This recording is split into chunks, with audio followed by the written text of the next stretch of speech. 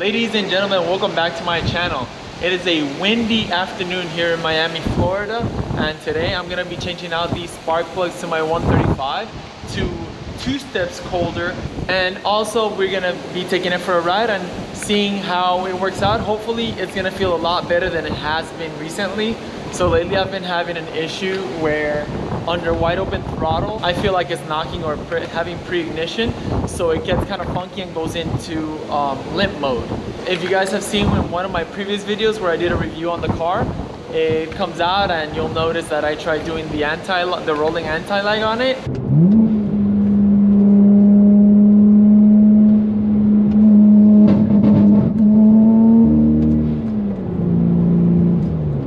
So I'm hoping that changing out the spark plugs today will help fix that with the 2-step colder spark plugs. All right guys, so I'm tucking myself in here right behind the car just because it is so windy outside today. I got this package in the mail and I ordered all of my spark plugs. I got 6 spark plugs, and I also got this from Burger Tuning.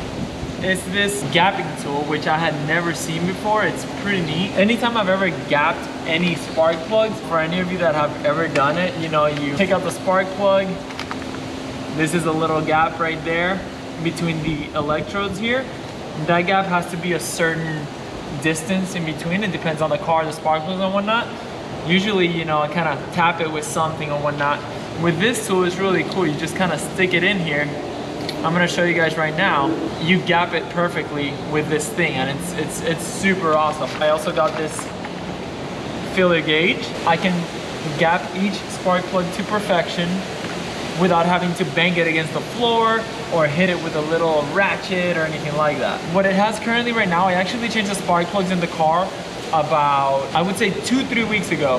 And I ended up getting the M4 spark plugs for it because they tend to do really well with these cars. But since mine is running fully 85, it's got upgraded turbos and it runs high boost. Apparently, you're supposed to get spark plugs that are 2 steps colder, which I had not done, and that's probably why I'm getting some knock or pre-ignition in my combustion chamber. So I'm supposed to have 2-step colder spark plugs, which is what I have now here in my hands. And I'm also supposed to gap the spark plugs to 0.018 and not 0.022 as I did with the ones that are currently on the car. Just stick the filler gauge in there. 0.024 still fits, so you just close it up like that, and then you just keep twisting and it closes the gap. It helps a lot when you're using this if you're looking at a white background like that, so you can see exactly how much you're closing. And then you check it again until you get it where you want it, which in my case is 0.018. So you see, 0.18 is nice and snug in there. Yeah, that's definitely it. Wow. That's it, and it's gapped. No banging required. But to sum it up for you guys real quick, with an Allen wrench, you remove 3 bolts here. With an 8mm, you remove some bolts here and there. Remove the cowl, remove this, and then you have access to the coils just like that. And there we have it. Everything is exposed. We got the coils right here. Just move this out of the way. 1, 2, 3, 4, 5, 6. It's easy. You just remove the coils, and the spark plugs are right under there. Easy peasy. I know I snapped my fingers and everything was done, but that literally takes about 5 minutes to remove. So it's very easy, guys. A lot of you guys I know that have never really worked on cars or anything before, dealerships especially, will charge you so much money to get that kind of stuff done. But honestly, it's really not that hard. If you have to change spark plugs out on your car, it's really probably one of the easiest jobs you can do. And now, let's get to work. So to remove the coil, easy. Just pop this puppy out. This one, you're not supposed to come off like that, but this one's broken. Unplug, just comes off. And then, just kind of pull it off.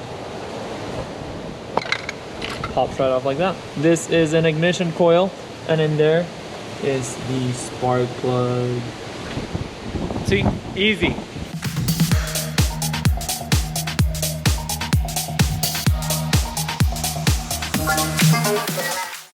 And just like that, all 6 are out.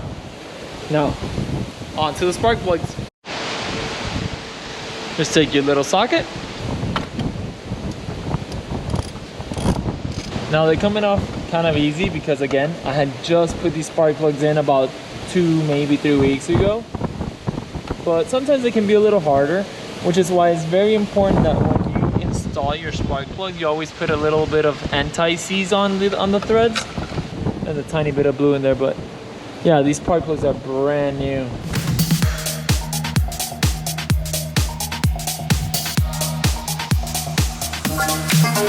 Now, like I said, when you're putting them on, you want to put a little anti-seize on it.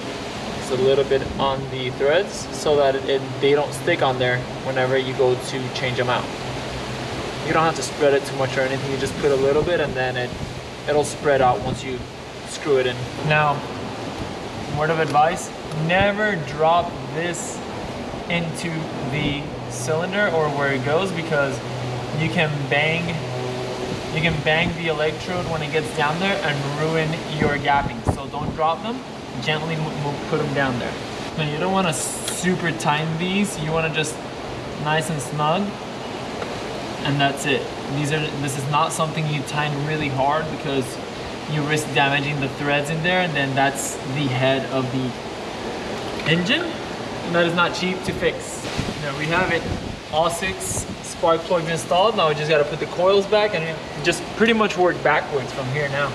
Before putting it back together, it's always kind of nice to turn it on and make sure that it works. So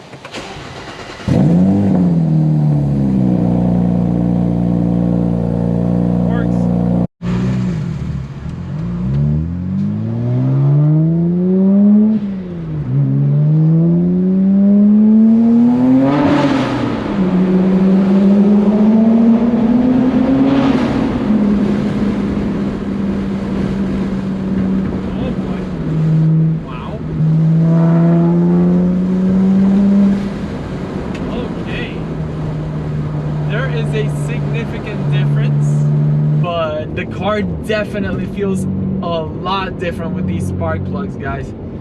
That's one of the things, including just the gapping. I did it on my 335 once, and I switched the stock spark plugs out for the M4 ones, and I gapped them to 0.022, and I felt a significant difference in throttle response. I got them gapped down to 0.018 because I'm running fully 85, upgraded turbos, and higher boost. So according to the forums and everything, you're supposed to bring them down because there's so much going on in the combustion chamber, there's more resistance, so you need the gap in the spark plugs to be smaller so that the spark can actually make the jump that it needs to make. And they're 2 steps colder because the spark plugs tends to get really hot, and when you're running a lot of horsepower, they say that supposedly between every 75 to 100 horsepower you add to the car, you should go a step colder, which makes sense because if the spark plug gets too hot, it means that your mixture will ignite before the spark goes, and that's where you get the issue I was having. All right, let's see. I'm gonna do a 3rd gear pull and see what happens.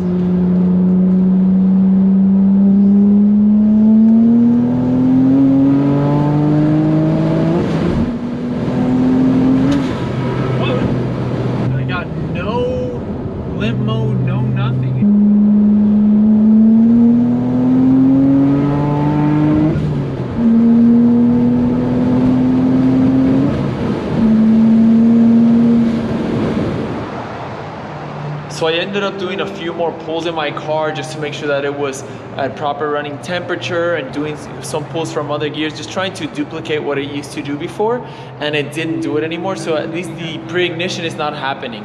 It's still going onto the safety map every once in a while, or not boosting as much, so it'll like boost up to about 14-15 psi, and then it'll go back down to about 5. So I'm not sure why that's happening yet. I'm gonna run a few data logs and see what the graphs tell me. Long story short, the spark plugs were a huge success, and my car is running a lot better. I'm really excited about it. That will be all for today, guys. Thank you so much for watching. If there's anything else you guys would like to see, please let me know in the comments below. And if you haven't hit the subscribe button yet, please feel free to do so. Thank you so much, guys, and have a great rest of your day.